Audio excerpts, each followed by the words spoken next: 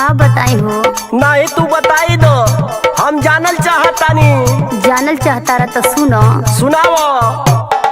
राती में आवे ना हैया बलम करी हैया दबा दे।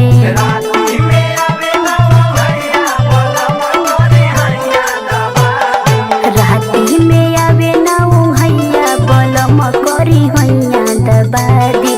ले आई कवनो दवैया बलम करी हैया दबा दे।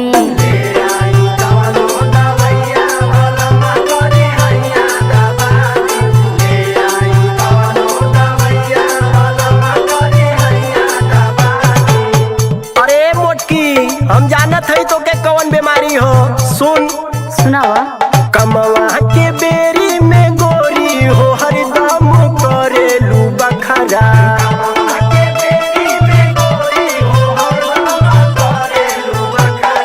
कमवा के बेरी में गोरी हो हरदम करेलू बखरा।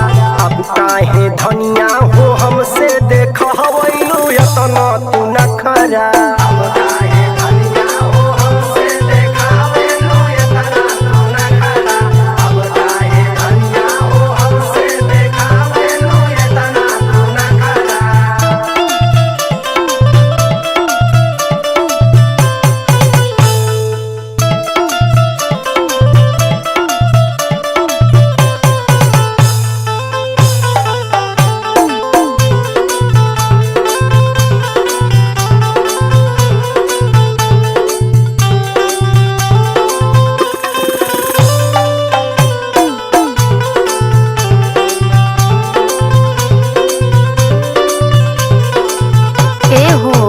तोहरा ऊपर बहुत डाउट होला हमके।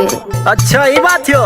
हाँ काहे नहीं बुझेला बलमुआ हो मोर दिलवा के छोट के।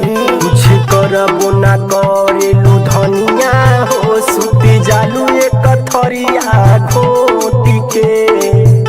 अरे झूठ मत बोला। काहे नहीं बुझेला बलमुआ हो मोर दिलवा के छोट के। तोहरा फिक्रिया ना धनिया हो सुती जालू एक थरिया घोटी के। तोहरे कोइल होई राजा जी जल्दी उपैया लगा दे। ले आई कवनो दवैया बलम करी हैया दबा दे।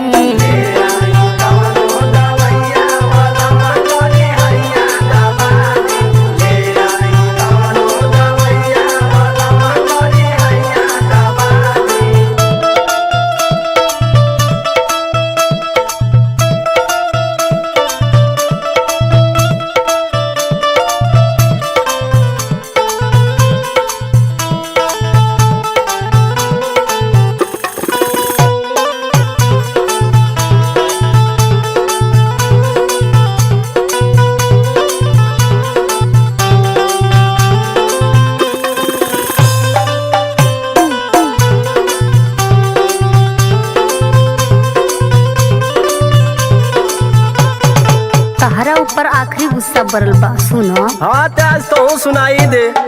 आज लेना बतिया मनला हो सुना रविंदर दीवाना। एक ही बतिया बोली सजनिया हमारे लू तो ताना। अच्छा हम ताना मारत हई। आज लेना बतिया मनला हो सुना रविंदर दीवाना। एक ही बतिया बोली सजनिया हमारे लू तू ताना। अब ना सहला एक सेठी जी जाई के हो बैदा बोला दे। ले आई कवनो दवैया बलम करी हैया दबा